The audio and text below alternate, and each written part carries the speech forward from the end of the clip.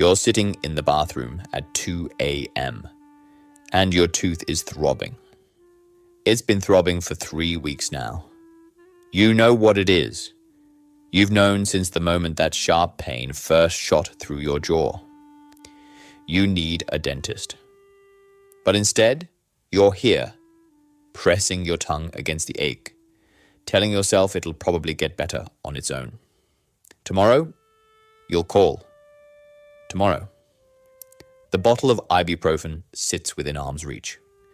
You don't take any. You'd just to sit there, in the dark, waiting for the pain to become background noise again.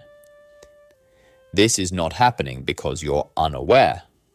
This is happening because somewhere deep in the architecture of your nervous system, taking care of yourself has become indistinguishable from danger. This is not laziness. This is not a lack of discipline or willpower or self-respect. This is a profound neurological confusion between safety and threat. When you were young, your brain catalogued every instance where vulnerability was met with punishment, where expressing needs resulted in rejection or ridicule or rage. A child who asks for help and receives contempt learns something devastating. The act of having needs is itself the problem. So your nervous system, in its elegant brutality, finds a solution.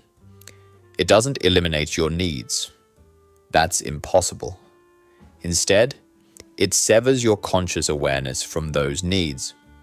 It turns the volume down on your body's distress signals until they become white noise. You develop an extraordinary capacity to override pain, hunger, exhaustion, illness. Not because you're strong, but because acknowledging these states triggers a primal alarm system that screams, if you admit you need something, you will be abandoned. From the outside, this looks like self-destruction. It looks like someone who just doesn't care about themselves. Observers see the unbrushed teeth, the skipped meals, the ignored symptoms, the filthy living space, the isolation, and they make the obvious conclusion. This person has given up. But if you look closely at the architecture of neglect, you'll find something far more complex. You'll find someone working desperately hard to avoid a terror that has no name.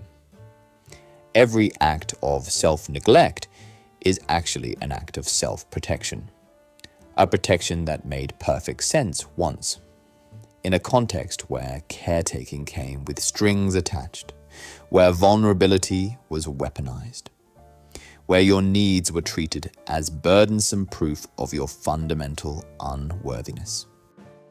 You are not careless. You are not broken or defective. You are someone whose early warning system learned to associate self-care with exposure. The shower isn't just water and soap, it's a threshold. On the other side of that threshold is a person who admits they have a body, who takes up space, who matters enough to be cleaned. And that admission opens a door to a room full of questions you've spent years avoiding. If I matter enough to shower, why didn't I matter enough to be protected? If I deserve to be fed, why was I allowed to go hungry? If I'm worth caring for now, what does that say about all the years no one did? This pattern metastasizes. It spreads from your body to your environment. The dishes pile up not because you don't see them, but because washing them would mean you deserve clean dishes. The laundry sits unwashed because folding it would mean you deserve clothes that don't smell like mildew. The bills go unopened because confronting them would mean acknowledging you exist in time, that you have a future that requires tending. Each act of care is a small declaration of worthiness, and each declaration is a betrayal of the child who learned they were unworthy. So you don't make the dentist appointment. You don't refill the prescription. You don't call the friend back. You don't apply for the better job. You exist in a perpetual state of provisional living, as if you're only here temporarily, as if investing in your own well-being would be presumptuous. The mechanism spreads into your relationships. You become attracted to people who confirm your unworthiness, who require nothing from you, who won't notice if you're deteriorating. Or you become the caretaker, endlessly attentive to others' needs while yours go unmet. A brilliant strategy that lets you experience care vicariously without ever having to receive it directly. You might pour yourself into your work, your children, your causes, performing elaborate demonstrations of worthiness, while your body slowly falls apart from the inside. Look how useful I am. Look how little I need. Look how I can give and give and give without ever asking for anything in return. The tragedy of this strategy is that it works. For years, sometimes decades, you survive by not mattering to yourself. You function. You meet obligations. You show up. And then one day, your body stops cooperating. The ignored infection becomes sepsis. The untreated cavity becomes an abscess. The postponed doctor's visit becomes a diagnosis that could have been caught earlier. Or it's subtler. You realize you're 40 and you don't know what you like to eat. What brings you pleasure? What your body feels like when it's rested. You've been so busy outrunning your needs that you've become a stranger to yourself. The ultimate price is not the deteriorating teeth or the expanding waistline or the mounting medical bills. The ultimate price is the slow erasure of your internal life.